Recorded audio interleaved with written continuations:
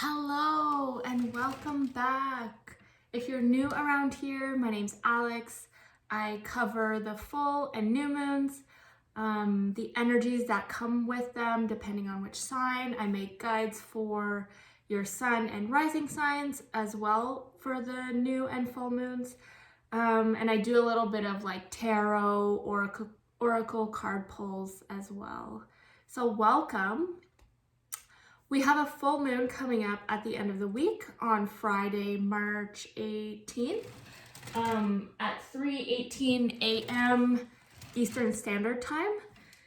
So I'm going to cover a bit of what the energy is going to feel like based on which sign the moon and the sun will be in, and what kind of energy you can expect.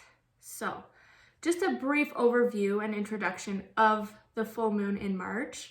So traditionally, this moon is known as the worm moon.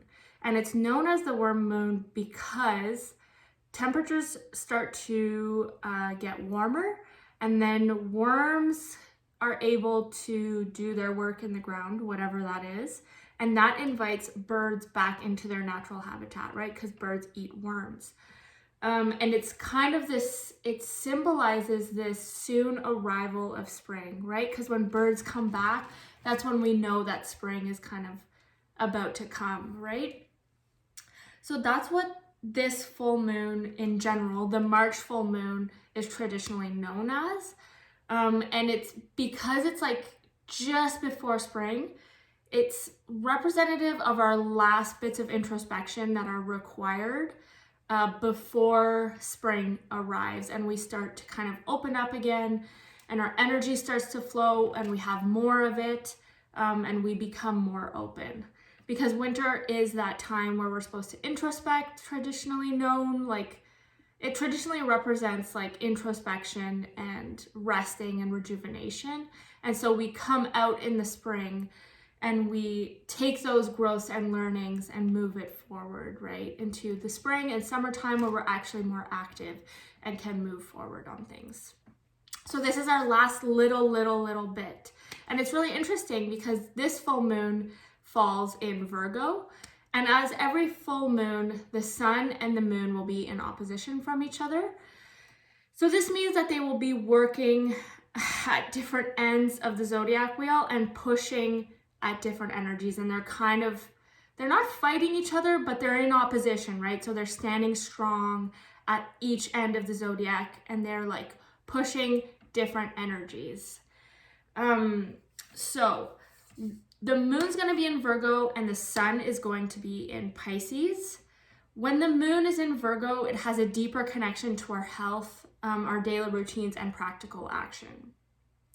And even though Virgo is technically known as an earth sign, there is a very air energy feel to it, right? This like mental capacity, because it's ruled by Mercury, which is the planet of communication. It's how we analyze information, how we communicate information and get it out.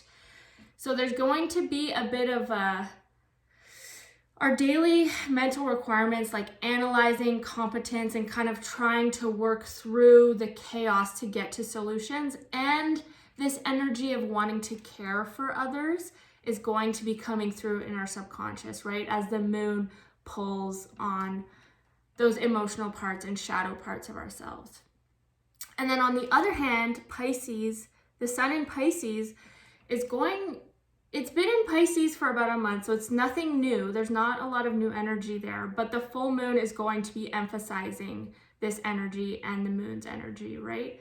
So the sun in Pisces is really intuitive. It's really connected to its emotions, but it can get lost because it's so connected to its emotions that it sometimes can take on the emotions of other people, and then it has a hard time differentiating between what's its own and what's others' energy. So there is, just like the Virgo, there is this tendency to want to care for people and kind of forgetting about our own needs. Where they differ though is how they process those emotions, right? So the Virgo energy is going to want you to process your emotions in your mental space through like analyzing your your feelings and what's going on and kind of taking this practical action to process it, which is okay, but you want to balance that, right? You want to be able to feel, and that's where the Pisces energy comes in, right? Where Pisces wants you to go deep into your spirit, into your soul, into your intuitive abilities, and go within to try and figure out what's yours and what's not yours. And it needs a lot of time by itself so that it can differentiate between those two, because there is a need between both of these signs to kind of introspect and take some time to themselves, because there is this tendency to overextend. So that's something to watch out for. These signs are in opposition, but they also have some similarities, right? So the similarities between these signs is that they feel a lot of what other people are feeling, and they have a tendency to want to give. They want to give themselves to everyone, and they want to show empathy to everyone, but they don't really know how to go back inside of themselves and connect with themselves and make sure that they're taking care of themselves. So that's something to be taking into consideration during this time. You might feel that you're more sensitive to other people and wanting to take care of them. So make sure that you're aware and you're balancing that energy, right? Make sure you're still taking care of yourself. Where Virgo and Pisces differ, though, is that it's how they process the emotions, right? So they both want to give, they both want to be caring, but how they actually process those emotions is very different. Where, like I mentioned, Virgo is going to want to go in the mental. It wants to process, it wants to analyze how it's feeling, which you need a part of, right? You need to be able to explain, okay, this is the feeling, this is the emotion that I'm feeling right now. You need to put a word to it, and Virgo energy is good for that, right? But you also need to feel in your body, and that's where the Pisces energy comes in, because Pisces wants to go in the body and it wants to just feel it. It doesn't necessarily need to know what it's feeling. It just wants to feel it and go into its own heart. So use this energy to find a balance between these two, right? Like, don't be so in your head that you're over analyzing and you're not actually taking into consideration how you can heal, because when you heal, you need both of these aspects, right? You need to be able to understand what it is that you're feeling, but you also need to actually feel it in your heart and in your body to actually release it. So find the balance between these energies and really think about what's coming up during this time.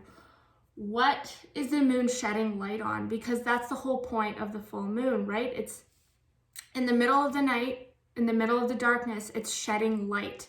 And so that's what the full moon represents for us.